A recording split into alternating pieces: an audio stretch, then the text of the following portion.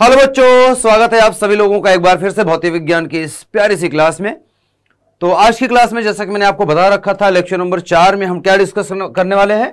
बिल्कुल सही सोच रहे हो आप। जो आपको बता रखा है, क्या बता रखा है, वही कि एमसीक्यू करेंगे। जो अभी तक हमने पढ़ रखा है विद्युत चुंबकीय प्रेरण चैप्टर के अंदर, इलेक्ट्रोमैग्नेटिक इंडक्शन के अंदर, उसमें ही हम पढ़े हुए टॉपिक के क्वेश्चंस करने वाले हैं आज। ठीक है, तो कौन कौन से टॉपिक हैं जिसको हमने पढ़ रखा है। तो आज की क्लास एमसीक्यू स्पेशल क्लास है बेटा, एमसीक्यू स्पेशल। ठीक है, तो एमसीक्यू स्पेशल क्लास है और टॉपिक जो हम कवर कर रहे हैं इस एमसीक्यू, जो भी एमसीक्यू आएंगे वो कौन से टॉपिक्स हैं बेटा। तो अगर मैं बात करूं तो फैराडे के जो नियम रहे हैं, प्लस लेंज का नियम, प्लस प्रेरकत्व या स्वप्रेरकत्व। ठीक है, तो ये कुछ टॉपिक है, प्लस विद्युत फ्लक्स भी है, सॉरी चुंबकीय फ्लक्स, चुंबकीय फ्लक्स, मैग्नेटिक फ्लक्स जिसको आप बोलते हैं। तो मैग्नेटिक फ्लक्स भी है, वही फाई। ठीक है, phi equals to NBA cos theta.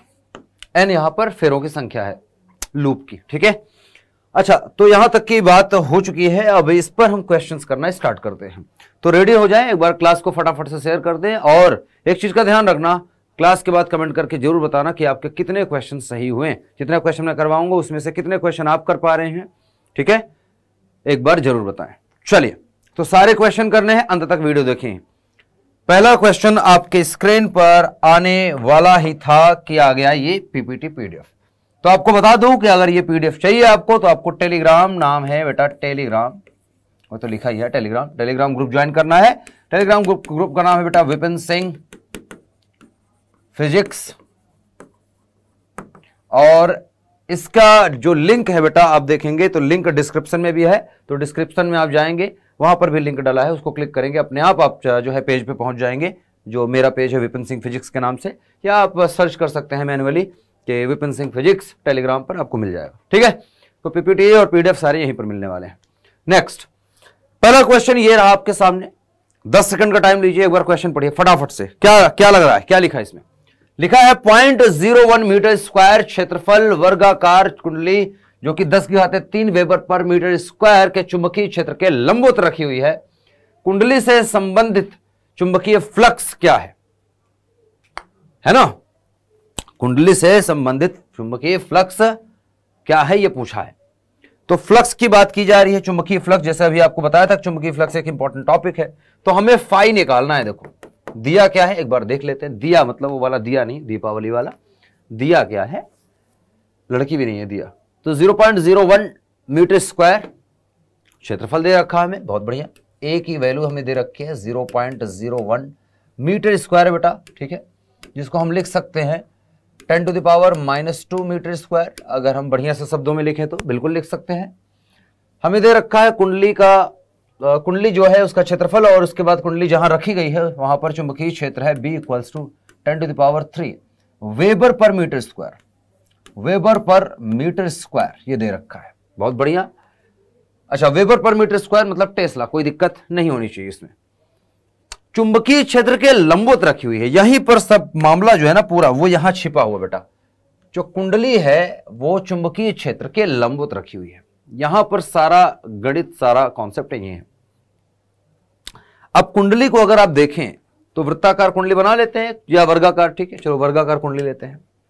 वर्गाकार कुंडली, एक पेज ले लूं मैं, चलो एक पेज ले लेते हैं समझाने के लिए। मान लेते हैं ये एक वर्गाकार है, ऐसा वर्ग मान लो, वर्ग है नहीं, वर्ग मान लेते हैं इसको। चलो छोटा सा मोड़ देता हूं मैं, चलो स्क्वायर मान ले इसको थोड़ी देर के लिए, स्क्वायर है। ये मान लीजिए कि ये कुंडली है। ठीक है, इसका क्षेत्रफल भी दे रखा है। चुंबकीय क्षेत्र मान लेते हैं कि चलो यहां से मेरे दाएं हाथ से बाएं हाथ की तरफ, लेफ्ट की तरफ ऐसे जा रही है। ठीक है, राइट से लेफ्ट की तरफ इस प्रकार से जा रही है। चुंबकीय क्षेत्र रखा है इधर से इधर की तरफ, ऐसे इधर की तरफ। अब इसके अगर मैं देखूं, कुंडली के 2 क्षेत्रफल हैं, एक सामने वाला एक पीछे वाला। अब चुंबकीय क्षेत्र रेखा है तो फिक्स है इधर की तरफ। अब लंबवत कौन सी दिशा होगी? ये जैसे ऐसे रखी रहेगी, या फिर ऐसे रखी रहेगी, या फिर ऐसे रखी रहेगी। कैसे रखी रहेगी? ऊपर की तरफ मुंह करके रखें इसका, कुंडली का, या आपके तरफ सामने करके रखें, या फिर ऐसे रख दें, किधर, ठीक है। तो अगर मैं कहूं यहां पर कि लंबवत रखी हुई है, इसका मतलब क्या है, तो लंबवत रखी हुई है इसका मतलब कि तल के लंबवत, तल कहां है बेटा, इसका ये तल है, तल के लंबवत चुंबकीय क्षेत्र रेखाएं आ रही हैं ऐसे, तो तल के लंबवत आ रही है। लेकिन जो यहां पर बेटा इसका चुंबकीय क्षेत्र, अच्छा चुंबकीय क्षेत्र के साथ जो एंगल बनेगा ए का, क्योंकि हम जानते हैं फ्लक्स जो होता है बी डॉट ए, तो यहां पर क्षेत्रफल सदिश जो होता है, क्षेत्रफल सदिश क्या होगा बेटा, क्षेत्रफल सदिश होगा ये, जैसा पेन है, ये हो गया तल, तल में क्षेत्रफल सदिश ऐसे होता है, क्षेत्रफल सदिश क्षेत्रफल के लंबवत होता है, क्षेत्रफल के, ये क्षेत्रफल इसके लंबवत, इधर की तरफ भी इधर की तरफ भी। इस साइड को अगर हम धनात्मक बोलेंगे तो ये साइड अपने आप ऋणात्मक ले लेंगे, अगर इस साइड को धनात्मक बोलेंगे तो इस साइड को ऋणात्मक। तो तल के लंबवत चुंबकीय फ्लक्स आ रहा है, चुंबकीय क्षेत्र रेखाएं आ रही हैं, और जो ए होता है, ए की जो दिशा होती है वो भी तल के लंबवत होती है। जैसे मेरे हाथ को अगर देखें तो मेरे हाथ के, ये हाथ का ये तल हो गया, इसकी दिशा किधर है, अभी आपके तरफ है, तो इसका क्षेत्रफल सदिश आगे की तरफ है, ठीक है, पीछे वाले हिस्से का पीछे की तरफ है। अगर मैं इसको ऐसे मोड़ता जाऊं, अब इधर किधर हो गया, तो चुंबकीय इस तल का क्षेत्रफल सदिश इधर की तरफ, और इस वाले का उधर की तरफ, ठीक है, बाहर की तरफ, आउटवर्ड ऐसे हो जाएंगे। तो यहां पर भी ऐसा देखें तो आउटवर्ड इधर, आउटवर्ड इधर, क्लियर, बहुत बढ़िया। आइए देखते, तो तल के लंबवत का मतलब समझ गए आप। अरे यार समझदार बच्चे हो आप तो, इतना समझदार मैं होता अगर ना, पता नहीं क्या कर लेता। चलिए, तो इसका मतलब हो गया कि जो चुंबकीय क्षेत्र रेखाएं अगर देखें तो मान लो इधर से आ रही है ऐसे, चुंबकीय क्षेत्र रेखाएं इधर से आ रही हैं ऐसे, इस प्रकार से, और तल जो रखा है वो इस प्रकार से रखा गया है, ऐसे रखा है, और इसका जो क्षेत्रफल सदिश है, क्षेत्रफल सदिश भी इधर की ही तरफ है, इधर की तरफ है। और इसके साथ साथ बात करो तो चुंबकीय क्षेत्र रेखाएं भी इधर ही आ रही है बेटा, ऐसे आ रही है, इधर से घुस रही है, उधर से निकल रही है, ऐसे आ रही है, इधर से अंदर, इधर से बाहर, ठीक है, इधर से बाहर, यहां से आ रही है, यहां से अंदर, यहां से बाहर, यहां से आ रही है, यहां से अंदर, यहां से बाहर, ठीक है, ऐसे। समझ में आई बात। तो चुंबकीय फ्लक्स अगर मैं देखूं, हमसे पूछा गया निकाल लीजिए बी और ए के बीच का एंगल थीटा बराबर, देखिए कितना हो गया, दो समांतर रेखाओं के बीच का कोण थीटा बराबर 0 डिग्री। तो फ्लक्स जो है फाई, ये आ जाएगा बी ए कॉस थीटा, फाई बराबर आ जाएगा सिर्फ और सिर्फ बी इंटू ए, बराबर हो जाएगा बी कितना बेटा 10⁻³ इंटू ए की वैल्यू है 10⁻², बराबर आ जाएगा 10 के, 10 की घाते 1, तो 10 आ गया बेटा, 10 वेबर होगा, 10 वेबर। अब 10 वेबर कहां लिखा है बेटा, कुछ नहीं था इसमें, मल्टीप्लाई करना, ठीक है, बस इतना मुझे समझाना था इस प्रश्न में कि चुंबकीय क्षेत्र के लंबवत का मतलब क्या होता है, मतलब थीटा बराबर 0 डिग्री, ए और बी के बीच का एंगल 0 हो जाएगा। जब तल के लंबवत होगा चुंबकीय क्षेत्र तो इसका मतलब क्षेत्रफल सदिश के साथ उसका कोण कितना होगा, 0 डिग्री, क्लियर। नेक्स्ट चलते हैं। ये प्रश्न जो आप देख रहे हैं ये बिल्कुल लेंज के नियम पर आधारित है, बढ़िया सा प्रश्न है। देखिए चित्र में धारा प्रवाह दिखाया गया है, बढ़िया दिखाया गया, दोनों में बढ़िया चल रहा है, बढ़िया है। इसमें ये देखो करंट इसमें बह रही है, आई इधर से जा रही है करंट, फिर पीछे की तरफ करंट जा रही है, फिर यहाँ से ऐसे आएगी, यहाँ से ऊपर की तरफ आ जाएगी, ये ऊपर की तरफ चली, ये ऊपर की तरफ चली, यहाँ से फिर पीछे की तरफ चली जा रही है, यहाँ से फिर निकलेगी इधर से ऊपर की तरफ, ऊपर की तरफ, ऊपर की तरफ, फिर यहाँ से अंदर, ठीक है, और फिर पीछे से यहाँ से ऐसे निकल के और इसमें आ जाएगी, ठीक है। लूप कंप्लीट हुआ, बिल्कुल बहुत बढ़िया। अब इसी तरह के फेरे वाली एक दूसरी कुंडली है जिसमें सिर्फ गैल्वेनोमीटर लगा है, इसको पास लाया जाता है, ये प्राथमिक है, ये द्वितीयक है, द्वितीयक कुंडली के नजदीक लाया जाता है। इसमें करंट जिसमें बह रही है ये फिक्स है, ये वाली फिक्स है, ये मूवेबल नहीं है, ठीक है, मूव नहीं कर रही, ये मूवेबल है, इसको मूव कर सकते हैं v वेलोसिटी से, इसके टुवर्ड्स हम ले आ रहे हैं, ठीक है। तो अगर मैं देखूं यहां पर तो जैसे जैसे नजदीक जाएगी होगा क्या, समझते हैं। पहले तो इसको समझ लेते हैं। इस कुंडली में जब करंट फ्लो होना स्टार्ट होगी तो इसका मतलब होगा ये कि यहां पर चुंबकीय क्षेत्र रेखाएं निकलेंगी, ठीक है, मतलब ये एक विद्युत चुंबक बनेगा। अगर इसको सामने से देखें तो इधर से इधर ये तो ये समझो पेन है, पेन पर लपेटे गए हैं तार लपेटे गए हैं ऊपर से नीचे की तरफ, ऊपर से नीचे की तरफ, ऊपर से नीचे की तरफ, ऊपर से नीचे की तरफ, तो करंट भी वैसी जा रही है। तो ऊपर के नीचे की तरफ अगर मैं करंट को यहां पर देखूं तो अंगूठा रखो करंट पर, हाथ देखो बाहर की तरफ निकल रहा है, मतलब ये बनेगा एन ध्रुव और ये बनेगा एस ध्रुव, करंट की वजह से एस ध्रुव बनेगा। चुंबकीय क्षेत्र रेखाएं अगर मैं यहां पर देखूं तो चुंबकीय क्षेत्र रेखाएं कैसे दिख रही है बेटा, चुंबकीय क्षेत्र रेखाएं यहां पर अंदर आती हुई दिखाई देंगी, ठीक है। चुंबकीय क्षेत्र रेखाएं यहां से निकल रही हैं, ठीक है, यहां से निकल रही है और यहां से अंदर, यहां से निकल रही है, यहां से अंदर, ऐसे। तो चुंबकीय क्षेत्र रेखाएं अगर मैं देखूं थोड़े बड़े लेवल पे देखें तो चुंबकीय क्षेत्र रेखाएं इधर से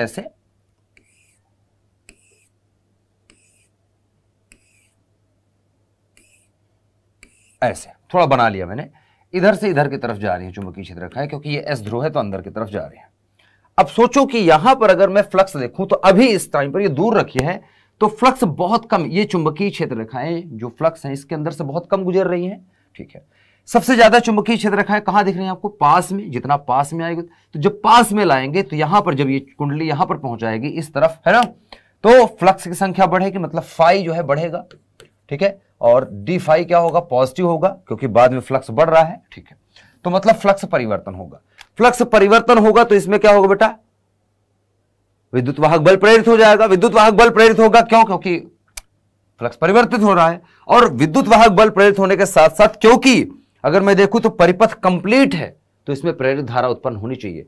कैसी उत्पन्न होनी चाहिए बेटा? ये एस ध्रुव बना है तो यहां पर धारा कुछ ऐसी बहनी चाहिए कि इसका विरोध कर सके। किसने कहा था? लेंज ने कहा था कि विरोध जिस कारण से उत्पन्न होती है उसी कारण का विरोध करती है। फ्लक्स परिवर्तन का विरोध अगर करना है तो इधर क्या बनना चाहिए बेटा? इधर एस ध्रुव बनना चाहिए, क्योंकि एस ध्रुव को एस ध्रुव के पास लाएंगे तभी हमें प्रतिकर्षण होगा, तभी हमें जबरदस्ती का बल लगाना पड़ेगा। अदरवाइज आराम से चली आएगी। अगर इस तरह का ना हो तो आराम से ले जा सकते हैं। अभी हमें मशक्कत करनी पड़ेगी, ठीक है। अच्छा तो देखते हैं क्या है फिर। तो यहां पर करंट की डायरेक्शन क्या हो कि एस ध्रुव जैसा दिखाई दे। यहां पर करंट की डायरेक्शन अगर मैं देखूं एस ध्रुव बनाना है तो करंट की डायरेक्शन कुछ ऐसे होनी चाहिए, ठीक है। यहां से करंट निकलेगी और यहां से आएगी, तो ये जो करंट बहेगी आई डैश बोल देता हूं इसको, जो कि प्रेरित धारा है।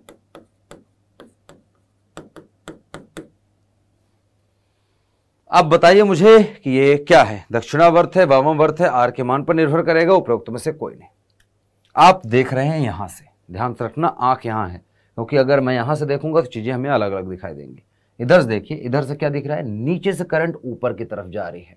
नीचे से करंट ऊपर की तरफ जा रही है, मतलब घड़ी की दिशा में ही तो हो रहा है। ये घड़ी ऐसे तो चलती है, 12 से नीचे, 12 के बाद 1 2 3, तो ये नीचे से ऊपर ऐसी तो जा रही है। अगर ऐसे होता तो उल्टा होता, फिर होता कि नीचे से आ रही है, ठीक है, घड़ी किसी उल्टा चल रही है फिर, ये है ना। तो कुल मिला के अगर मैं बात करूं तो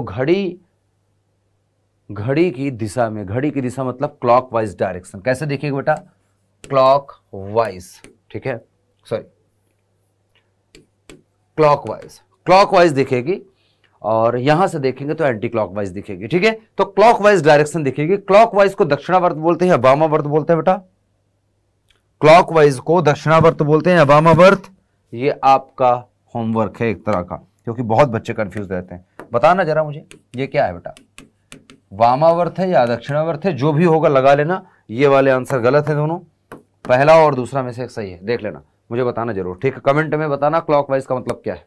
नेक्स्ट, किसी कुंडली में विद्युत वाहक बल प्रेरित होता है, बढ़िया बात है, तो संबंधित चुंबकीय फ्लक्स क्या होगा? घटना चाहिए, बढ़ना चाहिए? मतलब कब विद्युत वाहक बल प्रेरित होगा? विद्युत वाहक बल प्रेरित होने के लिए क्या जरूरी है? फ्लक्स का क्या होना जरूरी है? चुंबकीय फ्लक्स का घटना, बढ़ना, या स्थिर रहना, या बढ़ भी जाए घट भी जाए, कोई फर्क नहीं पड़ता। तो कुल मिला के अगर आप याद करें, फैराडे ने क्या कहा था? फैराडे ने कहा था कि जब तक फ्लक्स परिवर्तित होता रहेगा तब तक विद्युत वाहक बल प्रेरित होता रहेगा। उन्होंने ये कभी नहीं कहा कि फ्लक्स बढ़ता रहेगा या फ्लक्स घटता रहेगा, उन्होंने कहा परिवर्तित होता रहेगा। परिवर्तन का मतलब तो दोनों है ना, जैसे मैं ये चल रहा हूं, मतलब कोई रेखा अगर मैं देखूं, कोई चीज या करंट देखें, करंट अगर मान करंट का बढ़ता है तब भी परिवर्तित है, करंट का मान घटता है तब भी परिवर्तित है। उसी चीज पे नहीं है ना, उसी लाइन पे ना होके बढ़ना या घटना, दोनों तो परिवर्तन है, ठीक है। अगर ये कांस्टेंट चीजें चल रही हैं, ये इधर की तरफ चलेगी, ये इधर की तरफ है, तो परिवर्तन तो है, चाहे घट रहा हो चाहे बढ़ रहा हो, परिवर्तन तो हो रहा है। मान घटने को भी परिवर्तन ही तो कहेंगे, मान बढ़ने को भी परिवर्तन। तो चौथा number, 4th is the right answer, ठीक है। सिर्फ परिवर्तन से जरूरी है, परिवर्तन पर निर्भर करता है, क्योंकि हम जानते हैं E इज d∅/dt, माइनस के साथ। फ्लक्स परिवर्तन होना चाहिए, चाहे बढ़े चाहे घटे, कोई फर्क नहीं पड़ता। अच्छा, एक चालक वलय को क्षैतिज तल में रखा जाता है। एक क्षण चुंबक को वलय के ऊपर इस प्रकार रखते हैं कि इसकी लंबाई वलय के अक्ष के अनुदिश है। यदि चुंबक को स्वतंत्रता पूर्वक गिराया जाए तो उसका त्वरण क्या होगा। ऐसे एक छल्ला है, बना हुआ है, वलय है, और मेरे पास ये समझिए कि एक चुंबक है, उसके केंद्र के सामने ऐसा करके मैं छोड़ दूं इसको, ऐसे गिरे, ठीक है, ऐसे गिरे। तो हम जानते हैं अगर यहां पर वलय ना होता तो हम जानते हैं कोई भी द्रव्यमान वाली चीज अगर n द्रव्यमान की चीज छोड़ी जाए मुक्त रूप से तो उस पर बल लगेगा mg, तो वो मुक्त रूप से गिरेगी, गुरुत्वीय त्वरण लगेगा, वो खींच लेगा। लेकिन यहां पर केस अलग है, क्योंकि यहां पर वलय जो है, वलय है तो वलय के केंद्र से आएगा, तो यहां पर और यहां पर ये चुंबक है, चुंबक का द्रव्यमान तो है लेकिन चुंबक है। अब सोचो कि चुंबक है, यहां पर चुंबकीय क्षेत्र रेखाएं ऐसे निकल रही हैं, ठीक है। अब अभी तो ये चुंबक दूर है, अभी तो ये चुंबक दूर है, जैसे जैसे पास आएगा फ्लक्स की संख्या क्या होगी, बढ़ेगी, फाई बढ़ेगा, फाई बढ़ेगा, फाई बढ़ेगा, तो ये रोकने का प्रयास करने के लिए इसमें एक करंट बहेगी। कौन सी करंट बहेगी, ऐसी बहेगी कि एन ध्रुव की तरह ही बन जाए, ठीक है। तो ऊपर से देखिए वलय ऐसा है, करंट कैसी हो, करंट होगी ऐसी, ये डायरेक्शन होगी करंट की, करंट इस डायरेक्शन में बहनी चाहिए, तो ये एन ध्रुव बन जाएगा, एन ध्रुव बन जाएगा तो एन और एन प्रतिकर्षित करेंगे, तो क्या मुक्त रूप से जैसे जी त्वरण से गिरना चाहिए उस त्वरण से गिर पाएगा, नहीं, उस त्वरण से नहीं गिर पाएगा, क्योंकि प्रतिकर्षण होगा, गिरेगा लेकिन धीरे गिरेगा, तो कुल मिलाकर जो त्वरण होगा वो घट जाएगा जी से कम रहेगा। तो जी इसके बराबर नहीं बल्कि जी से कम होगा, क्योंकि यहां पर प्रतिरोध का सामना करना पड़ रहा है, ठीक है, प्रेरित धारा उत्पन्न हो जा रही है। तो थर्ड ऑप्शन राइट आंसर होगा। क्लियर। अब आप सोच रहे होंगे कि सर जब निकल के बाहर जाए, अब देखो आप पहले तो पास आ रहे फिर दूर भी जाएगा, तो जब दूर जाएगा तो क्या होगा, एस ध्रुव नजदीक होगा, देखो एस ध्रुव दूर जा रहा होगा, क्योंकि एन ध्रुव तो आगे ही रहेगा, ऐसा गिरेगा तो, अच्छा एस ध्रुव दूर होगा। अब दूर जा रहा है तो फ्लक्स फिर क्या हो रहा है, घट रहा है। जब फिर से जब पास आएगा तो फ्लक्स बढ़ रहा था, तो रोकेगा मतलब फ्लक्स बढ़ने का विरोध, और जब दूर जाएगा तो फ्लक्स फिर से घट रहा है, तो फिर घटने का, परिवर्तन का तो विरोध करना ही है, तो फिर से धारा उत्पन्न होगी। धारा कैसे उत्पन्न होनी चाहिए, ये एस ध्रुव है, रोक कब कर सकता है बेटा, जब यहां पर एन ध्रुव बन जाए, तो फिर से धारा ऐसी बहेगी कि इसमें एन ध्रुव बने इधर, तो ये रोक सके, ठीक है। तो पहले एन ध्रुव फिर भी एन ध्रुव, तो धारा बहती रहेगी भाई, ठीक है। लेकिन नीचे की तरफ से देखेंगे धारा बदल जाएगी नीचे, क्योंकि एस ध्रुव को के तरफ से देखेंगे अगर नजर लगा के इधर से, तो धारा की दिशा फिर बदल जाएगी, ठीक है। क्लियर। चलिए नेक्स्ट चलते हैं बेटा। एक इलेक्ट्रॉन है, इस प्रकार से जा रहा है, कुछ दूरी पर एक वलय रखा है, वलय में प्रेरित धारा क्या होगी, धारा इंड्यूस्ड होगी, कितनी होगी, क्या होगी, क्या डायरेक्शन में होगी, कितनी होगी तो छोड़ दो, क्या होगी। तो अब देखें तो हम जानते हैं कि जो करंट होती है बेटा वो इलेक्ट्रॉन के फ्लो के अपोजिट डायरेक्शन में चलती है, या इलेक्ट्रॉन का जो फ्लो होता है करंट के डायरेक्शन के अपोजिट होता है। तो इलेक्ट्रॉन का प्रवाह करंट के विपरीत होता है। तो अगर इलेक्ट्रॉन उधर जा रहा है इसका मतलब हमें यह मान लेना है कि करंट इधर की तरफ आ रही है। अब करंट इधर आ रही है, ध्यान से सुनो यार, करंट इधर आएगी, ठीक,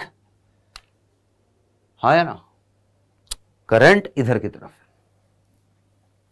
करंट की वजह से चुंबकीय क्षेत्र उत्पन्न होगा, बिल्कुल उत्पन्न होगा, होगा, ठीक है। देखते हैं क्या होगा, देखते हैं क्या होगा। तो करंट की वजह से चुंबकीय क्षेत्र यहां पर जो आएगा, अगर मैं फ्लक्स इधर की तरफ देखूं या चुंबकीय क्षेत्र की डायरेक्शन देखूं, तो यहां पर अंदर की तरफ और इस तरफ देखें तो बाहर की तरफ, तो हमें इधर से ही मतलब है। तो चुंबकीय क्षेत्र इधर की तरफ, अंदर की तरफ, चुंबकीय क्षेत्र अंदर की तरफ। और चुंबकीय क्षेत्र अंदर की तरफ का मतलब क्या हुआ बेटा, एस ध्रुव, क्योंकि चुंबक में एन एस में देखें तो एन से एस की तरफ चुंबकीय क्षेत्र रेखाएं जाती हैं। तो चुंबकीय क्षेत्र रेखाएं यहां से ऐसे हो रहा है कि यहां से निकल के यहां जा रही हैं, ऐसे, ठीक है, ऐसा लूप बन रहा है, तो अंदर जा रही है ना इधर, तो ऐसा है। तो ये एस ध्रुव की तरह दिख रहा है। अब एस ध्रुव की तरह दिख रहा है तो हमें क्या करना पड़ेगा बेटा, मतलब हमें क्या, इस कुंडली में ऐसे धारा बहनी चाहिए कि ये एस ध्रुव ही बन जाए। तो ध्रुव कब बनेगा एस, जब करंट जो है इधर से बहे, इधर से, ठीक है। अगर करंट इसमें इस डायरेक्शन से बहेगी तो ये एस ध्रुव ही बन जाएगा, और ये खुद भी एस ध्रुव अगर बन जाएगा तो एक एस ध्रुव और दूसरा एस ध्रुव एक दूसरे को अपोजिट मतलब अपोज करेंगे, ठीक है। तो इस वजह से यहां पर हम कह सकते हैं कि प्रेरित धारा की दिशा अगर देखें तो क्लॉकवाइज होगी। अब क्लॉकवाइज फिर से मैं कह रहा हूं कि वामावर्त या दक्षिणावर्त, आप चेक करें क्या होगी, क्लॉकवाइज। अच्छा फ्लक्स बढ़ेगा क्योंकि इलेक्ट्रॉन पहले दूर है, फिर पास में आके इलेक्ट्रॉन बढ़ेगा, फिर इलेक्ट्रॉन घटेगा। तो कुल मिला के आप चेक करें, लेकिन करंट के फ्लक्स की अगर मैं मतलब चुंबकीय क्षेत्र की डायरेक्शन देखें तो वो वही रहेगी, इस वजह से चेंज नहीं होगा।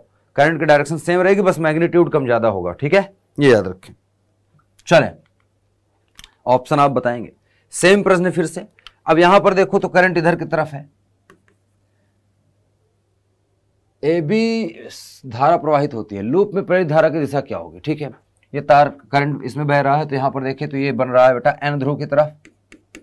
ठीक है, एन ध्रुव की तरह बन रहा है, एन ध्रुव है।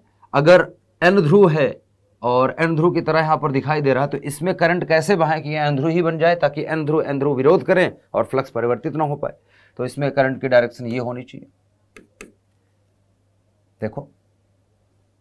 ठीक है, तो करंट की डायरेक्शन होनी चाहिए anti clock wise. Anti clock wise मतलब वामावर्त होगा या दक्षिणावर्त, ये आप देख लेंगे, ये गलत दोनों। इनमें से कौन सा सही होगा आप बताना। प्रश्न नंबर मैं लिख देता हूं, जितना जितना का मैंने कहा है आप बताएंगे। ठीक है, हाँ, ये प्रश्न नंबर 1 बताना है। ठीक है, नोट कर लेना, प्रश्न नंबर 1 है, होमवर्क नंबर 1। होमवर्क नंबर 2 है ये, जिसमें वामावर्त है या दक्षिणावर्त। होमवर्क नंबर 3 है वामावर्त या दक्षिणावर्त। ठीक है, चलिए आगे। एक परिपथ का प्रतिरोध R है, अब यहां पर कुछ लिखा नहीं, मिसप्रिंट है। यदि डेल्टा t समय में चुंबकीय फ्लक्स का मान d बदल जाता है, परिपथ के किसी भी बिंदु से dt समय में प्रवाहित कुल विद्युत आवेश q का मान की। बहुत आराम से, तो हम जानते हैं ये फॉर्मूला है, अभी तो पढ़ाया था। फॉर्मूला होता है फाई बराबर होता है d∅r, सॉरी q बराबर, पहले ही ऑप्शन सही है। प्रेरित आवेश समय पर निर्भर करता ही नहीं बेटा, आपको बता रखा था ना। देखो यहां से जिस प्रकार से हमने आपको बताया था, I बराबर क्या होता है -1/r, या माइनस चिन्ह हटा दो, सिर्फ मान पूछा है, दिशा नहीं पूछी है। तो 1/r और d∅ डिवाइड बाई dt। ठीक है, अब चूंकि I बराबर होता है q/t, मतलब dt समय में ही सब हो रहा है, तो q/dt 1/r d∅ divide by dt। तो आप देख सकते हैं dt से dt कैंसिल आउट हो जाएगा, और हमारे पास आ गया है, माफ करना, हमारे पास आ गया है q बराबर 1/r और d∅ के। क्या कहते हो, कैडी चीज हो गया ना? तो ऐसे देखो, इस तरह से आप देख सकते हैं, पहला ऑप्शन सही है। क्लियर, सही है। R क्या बेटा, प्रतिरोध है परिपथ का। ठीक, नेक्स्ट, सॉरी, हाँ, ये प्रश्न है। एक R त्रिज्या का वृत्ताकार लूप धारावाही तार से दूर जा रहा है, लूप को ही दूर ले जा रहे हैं। ओहो हो, बढ़िया बढ़िया बढ़िया। करंट देखो यहां पर बह रही है, कांस्टेंट करंट, कांस्टेंट करंट। अच्छा, इस वाले प्रश्न में एक चीज रुकना,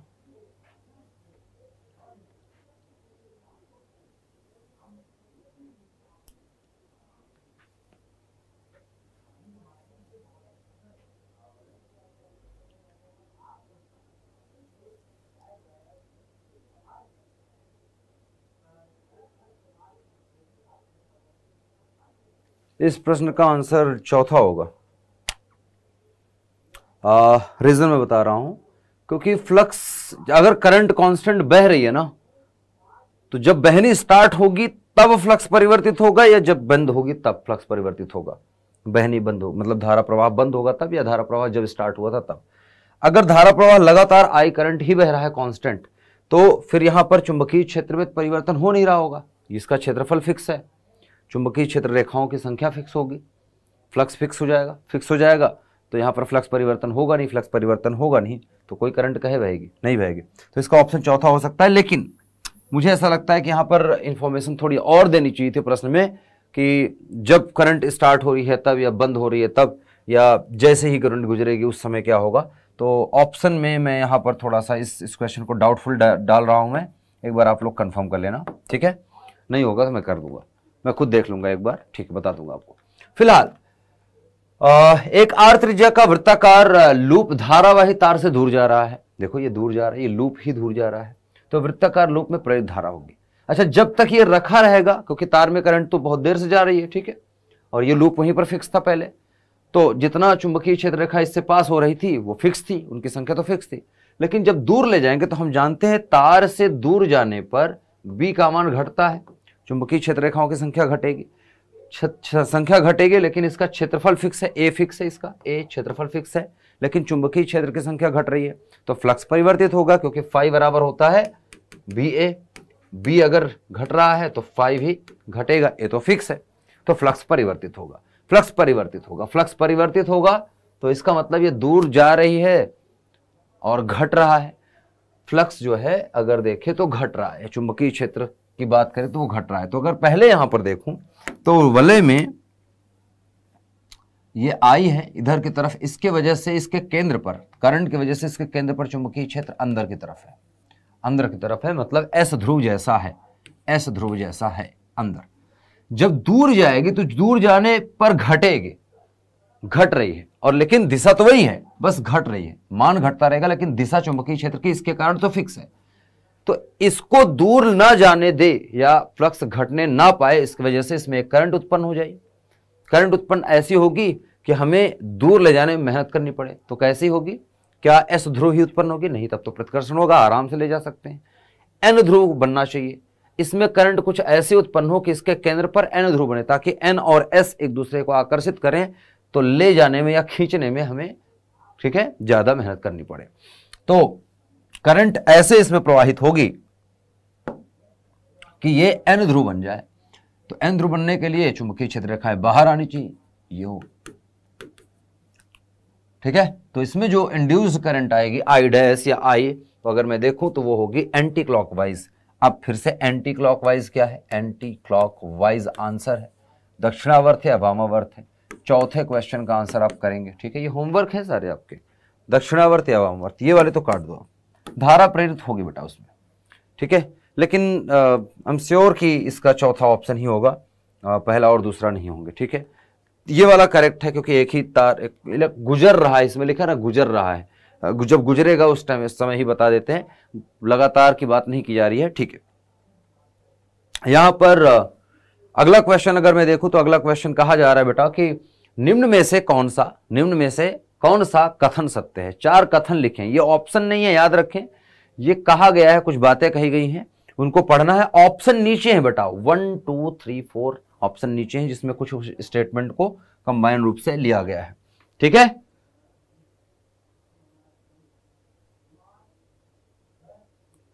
चलिए, पहला कहा जा रहा है कि प्रेरकत्व चुंबकीय क्षेत्र के रूप में ऊर्जा संचित करता है। बिल्कुल, प्रेरक जो कुंडली है, प्रेरक कुंडली में कौन से क्षेत्र पाया जाता है बेटा? चुंबकीय क्षेत्र पाया जाता है। तो जो ऊर्जा इसके अंदर होगी वो चुंबकीय क्षेत्र के रूप में होगी, क्योंकि बी बराबर हम जानते हैं म्यू नॉट एन आई। अगर आई करंट बह रही है तो इसमें जो चुंबकीय क्षेत्र उत्पन्न होगा वो B equal to mu naught N I. अच्छा, प्रेरक चुंबकीय क्षेत्र रूप में ऊर्जा का संचय करता है, बिल्कुल करेक्ट बात है, ये बात सही है, ये स्टेटमेंट सही लिखा है। संधारित्र विद्युत क्षेत्र के रूप में ऊर्जा का संचय करता है, ये भी सही है। कैसे? संधारित्र के प्लेटों के बीच में हम जानते हैं क्या होता है? विद्युत क्षेत्र होता है। संधारित्र बनाओ, संधारित्र पर प्लस प्लस प्लस एक प्लेट पर होता है, एक प्लेट पर माइनस माइनस माइनस, और प्लेटों के बीच में होता है विद्युत क्षेत्र। तो अगर मैं देखूं तो जो संधारित्र है, जिसकी धारिता C अगर माने, तो उसमें विद्युत क्षेत्र के रूप में, बिल्कुल करेक्ट बात है। बाकी के नीचे पढ़ने की जरूरत है क्या? अब प्रेरकत्व में विद्युत क्षेत्र चुंबकीय क्षेत्र दोनों फालतू की बात, संधारित्र में विद्युत क्षेत्र चुंबकीय क्षेत्र दोनों फालतू की बात। तो ए और बी दोनों करेक्ट है, पहला ऑप्शन सही है इसका, ठीक है। ये दोनों स्टेटमेंट सही हैं ऊपर वाले। तो प्रेरक कुंडली में चुंबकीय क्षेत्र के रूप में ऊर्जा होती है और संधारित्र में विद्युत क्षेत्र के रूप में होती है, इतना याद रखें, ठीक है। दोनों तरह की जो है चुंबकीय क्षेत्र और विद्युत क्षेत्र, दोनों तरह की यहाँ पर ऊर्जाएं नहीं पाई जाती, अलग अलग में अलग अलग ही पाई जाती है, उसमें चुंबकीय क्षेत्र के रूप में, इसमें विद्युत क्षेत्र के रूप में। अच्छा, अगला प्रश्न थोड़ा सा कैलकुलेटिव है, ये देखते हैं। 60 माइक्रो हेनरी प्रेरकत्व की कुंडली में प्रवाहित धारा को बढ़ा करके 0.1 सेकंड में 1 एम्पियर से 1.5 एम्पियर कर दिया जाता है। तो 600 माइक्रो ओम के बाह्य प्रतिरोध में प्रेरित धारा का मान बताइए। बहुत सुंदर प्रश्न यहां पर लिया गया है। अगर मैं देखूं तो कहा जा रहा है कि L का मान है, L मतलब प्रेरकत्व जो कि है 60 micro Henry, which is 60 into 10⁻⁻6 Henry, ठीक है। नेक्स्ट है कि टाइम जो लिया गया है dt, बहुत स्मॉल टाइम है जो कि है 0.1 सेकेंड। ये 0.1 सेकेंड में धारा को बदल दिया जाता है I1 से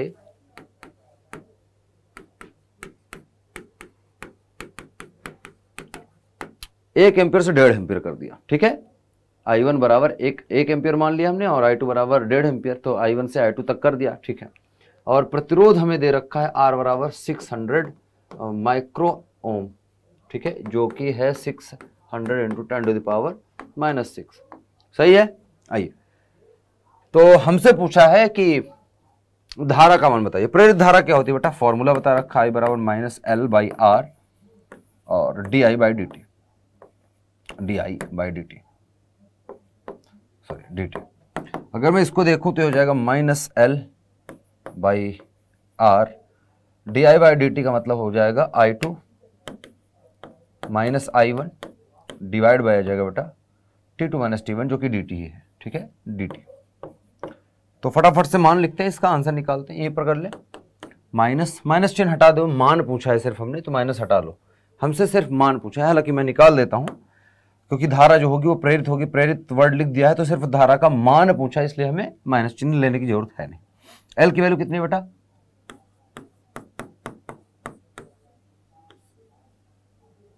ठीक है, आर की वैल्यू है 600 10⁻⁻6 गुणे DI/dt I2 - I1, I2 कितना है बेटा 1.5 में से 1 निकलेगा 0.5 डिवाइड बाई हो जाएगा बेटा dt कितना है हमारे पास 0.1। बहुत ही सरल चीज है, आप निकाल सकते हैं, आप देख सकते हैं। 0 0 काट लेते हैं, 6 एकम 6 6 एकम 6 10 बचा है, 6 दाम 60 है ना, 10 बचा, 10⁻⁻6 10⁻⁻6 कैंसिल आउट कर लेते हैं, पॉइंट से पॉइंट काट लेते हैं, ये हो गया 5, ठीक है, इधर सॉरी इधर बचा 5, ठीक है, सही है ना। अरे 10 से ऊपर नीचे गुणा कर लो, 5/1 हो जाएगा, 5 ही है, ठीक। तो यहाँ पर बचा है बटे में 10, ऊपर बचा है 5, तो कुल मिला के आ गया है ऊपर 5 है और नीचे बचा है 10, ठीक है। 5 एकम 5 5 दूनी 10 मतलब 1/2। 1/2 का मतलब कितना होता है बेटा, I बराबर 1/2, 1/2 एम्पियर, या इसको आप लिख सकते हैं 0.5 एम्पियर। कौन सा आंसर आ रहा है देख लो एक बार, चौथा ऑप्शन 1/2 के रूप में ही लिखा है, बिल्कुल correct, fourth option is the right answer. Okay, तो इस तरह से आपको करना था, बेसिक सी चीज थी, इतना कुछ है नहीं, आराम से आप कर सकते हैं, है ना। आपको समझ में आ रहा है कैसे किस तरह के क्वेश्चन है यहाँ पर। चलिए 1-2 क्वेश्चन और देखते हैं। अच्छा, एक कुंडली में धारा का मान 1 मिलीसेकंड में 2 एम्पियर से 1 एम्पियर तक कम कर दिया जाता है, कम कर 2 से सॉरी अच्छा 1 मिलीसेकंड में 2 से 1 कर दिया, घटा, तो प्रेरित विद्युत वाहक बल 5 वोल्ट है। अच्छा यहां पर भी मिसप्रिंट है। अच्छा, प्रेरित विद्युत वाहक बल कहा जा रहा है कि 5 वोल्ट है, ठीक है। तो कुंडली का स्वप्रेरकत्व क्या होगा, ऐसा प्रश्न है, ठीक है, यही पूछा है क्योंकि हेनरी में सब लिखा है, तो स्वप्रेरकत्व ही पूछा है, सिंपल सी चीज। आइए, तो हमको दे रखा है कि धारा का मान जो है dt दे रखा है हमें 1 मिलीसेकंड, 10⁻⁻3 मतलब 10⁻³ सेकंड हो गया, मिली का मतलब। di की बात करें तो हो जाएगा di मतलब हो जाएगा I2 माइनस I1, जो कि आ जाएगा I2 कितना बेटा, घटा दिया जाता है 1 एम्पियर, माइनस है 2 एम्पियर। देखो 2 से 1 किया गया है तो फाइनल हुआ 1, पहले क्या था 2, तो 1 - 2 कितना आ जाएगा -1 एम्पियर, ठीक है बेटा। कम कर दिया जाता है, घटा रहे हैं ना, तो धारा घटी है, कम हुई है ना, तो धारा परिवर्तन माइनस में आएगा, बिल्कुल, बढ़ा होता तो प्लस में आता। प्रेरित विद्युत वाहक बल दे रखा है आपको, वो है बेटा प्रेरित विद्युत वाहक बल 5 वोल्ट। तो हमसे कहा गया है कि बताइए एल की वैल्यू बता दीजिए। कुछ नहीं है यहाँ पर, फालतू की चीज है, हम जानते हैं I बराबर होता है -L और होता है DI/dt, इससे ज़्यादा कुछ होता नहीं, ठीक है। L बराबर हम निकाल लेते हैं, हो जाएगा -E इंटू हो जाएगा dt divide by D I के, dt divide by D I, ठीक है। L बराबर करेंगे तो L बराबर निकाल लेते हैं, माइनस E की वैल्यू कितनी है बेटा, E की वैल्यू 5 वोल्ट दे रखी है, 5 गुणे dt का मान कितना है बेटा, dt दे रखा है आपको 10⁻⁻3, और di का मान कितना है बेटा, di मतलब आ रहा है 1 एम्पियर, वो भी माइनस का, तो -1, माइनस से माइनस काट लेते हैं, 1 से कोई मतलब है नहीं, तो L बराबर आ गया बेटा 5 × 10⁻⁻3, जिसको आप बोलते हैं 5 मिली हेनरी। ठीक है, तो 5 millihenry is the right answer. Clear है, 5 millihenry is the right answer. कहां दिख रहा है बेटा, हमें यहां दिख रहा है, तीसरा ऑप्शन। ठीक, इस तरह से आपको निकालना था, आसान है। अब एक दो आपको मैं क्वेश्चन दे रहा हूं, होमवर्क है, प्रॉपर होमवर्क। तो ये आपका होमवर्क नंबर 1 मानिए, एक्चुअल वाला। इससे पहले तो बस एंटी क्लॉक क्लॉक बताना है, उसमें कुछ है नहीं। ठीक है, और ये एक होमवर्क है, होमवर्क नंबर 2। इस क्लास को छोटा ही रखेंगे क्योंकि इतना ज़्यादा कॉन्सेप्ट नहीं पढ़ा हमने, थोड़ा सा ही पढ़ा है। तो जितने पढ़ रखे हैं उसको हमने प्रैक्टिस कर ली, उतने क्वेश्चन को। बाकी का आगे मिलते हैं, आगे क्लास में देखेंगे। तब तक के लिए अपना ध्यान रखें, पढ़े रहें, पढ़ते रहें और बढ़ते रहें। और क्लास अगर पसंद आए तो दोस्तों के साथ जरूर शेयर करो यार, अपने तक थोड़ी रखोगे। ठीक है, चलिए, बाय बाय, टेक केयर, जय हिंद।